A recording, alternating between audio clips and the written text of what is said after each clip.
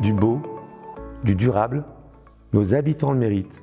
Nous, collectivité, nous devons de le faire.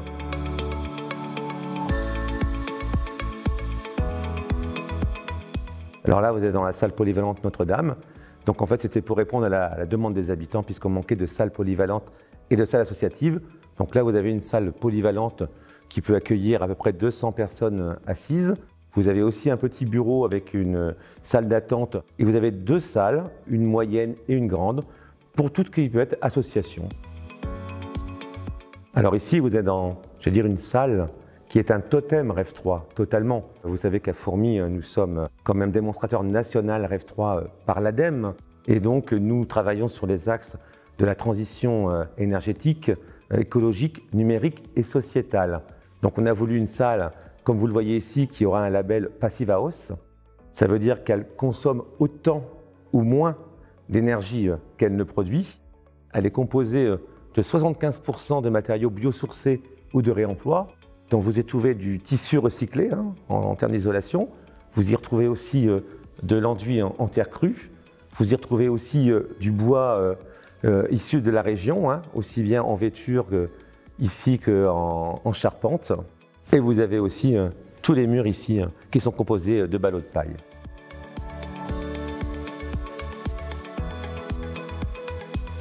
Les habitants ont été associés à la construction de ces salles polyvalentes, mais aussi les entreprises, puisqu'elles ont bénéficié aussi, grâce au CD2E et à Fibois, d'une conférence justement sur la construction bois-paille. On a associé aussi les enfants au travers du centre socio-culturel.